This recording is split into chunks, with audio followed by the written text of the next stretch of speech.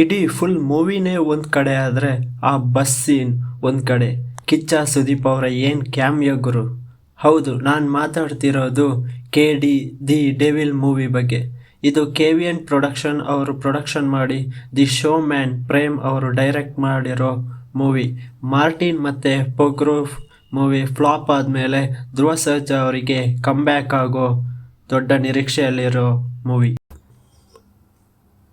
ನನ್ನ first impression ಏನು ಅಂದರೆ ಈ ಮೂವಿ ಬಗ್ಗೆ, ಇದು ಪಕ್ಕಾ ಮಾಸ್ ಮೂವಿ. ಧ್ರುವ ಸರ್ಜಾ ಅವರ ಫ್ಯಾನ್ಸಿಗೆ ಹಬ್ಬನೇ ಮಾಡ್ತಾರೆ.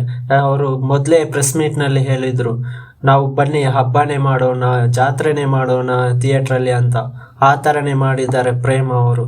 ಇದು 1970 1980ರಲ್ಲಿ ಬೆಂಗಳೂರಿನಲ್ಲಿ ನಡೆಯೋ ಅಂಡರ್ ವರ್ಲ್ಡ್ ಕತೆ. ಕಾಳಿದಾಸ ಇವನು ಒಬ್ಬ ಸಾಮಾನ್ಯ ಯುವಕ.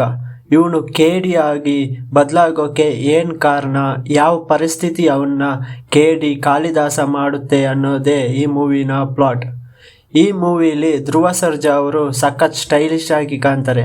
ಆ long hair, rugged beard and bell bottom pant, long ಹಿಡ್ಕೊಳ್ಳುವ ಸ್ಟೈಲು ಸಖತ್ತಾಗಿ ಪ್ರೇಮ್ ಅವರು ಇಲ್ಲಿ ಧ್ರುವ ಸರ್ಜಾ ಅವ್ರನ್ನ ತೋರಿಸಿದ್ದಾರೆ. ಇದರ ಮೈನ್ ಪಾಸಿಟಿವ್ ಅಂದರೆ ಆ್ಯಕ್ಷನ್ ಸೀನ್, ಗೂಸ್ ಬಂಪ್ಸೇ ಬರುತ್ತೆ ಗುರು. ಇದರ ಕಾಸ್ಟ್ ತುಂಬ ಚೆನ್ನಾಗಿದೆ. ರವಿಚಂದ್ರನ್ ಅವರು ಅಣ್ಣಯ್ಯ ಆಗಿ ತುಂಬ ಸೀರಿಯಸ್ ಆಗಿ ಕಾಣಿಸುತ್ತಾರೆ. ಇನ್ನು ಸಂಜಯ್ ದತ್ ಕ್ರೌರ್ಯವಾಗಿ ಕಾಣಿಸುತ್ತಾರೆ. ರಮೇಶ್ ಅರವಿಂದ್ ಅವರು ಫಸ್ಟ್ ಹಾಫ್ನಲ್ಲಿ ಅಷ್ಟೊಂದು ಇಂಪ್ಯಾಕ್ಟ್ ಮಾಡಿಲ್ಲ, ಬಟ್ ಸೆಕೆಂಡ್ ಹಾಫಲ್ಲಿ ತುಂಬ ಟ್ವಿಸ್ಟ್ ಕೊಡ್ತಾರೆ. ಇದನ್ನು ಥಿಯೇಟ್ರಲ್ಲಿ ಹೋಗಿ ನೋಡಿ. ಇದರ ಮತ್ತೊಂದು ಪಾಸಿಟಿವ್ ಅಂದರೆ ಅರ್ಜುನ್ ಜನ್ಯ ಅವರ ಮ್ಯೂಸಿಕ್ ಮತ್ತು ಬ್ಯಾಕ್ಗ್ರೌಂಡ್ ಸ್ಕೋರ್. ಇದರಲ್ಲಿ ಹಾಡುಗಳು ತುಂಬ ಚೆನ್ನಾಗಿ ಬಂದಿದೆ.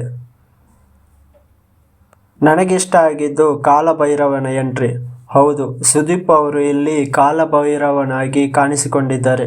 ಪ್ರೇಮ್ ಅವರು ಸ್ಟೈಲಿಶ್ ಆಗಿ ಇವರನ್ನು ಪ್ರೆಸೆಂಟ್ ಮಾಡಿದ್ದಾರೆ. ಇದರ ನೆಗೆಟಿವ್ ಅಷ್ಟೇನಿಲ್ಲ. ಫಸ್ಟ್ ಹಾಫ್ ತುಂಬ ಸ್ಲೋ ಆಯಿತು ಅನಿಸುತ್ತೆ.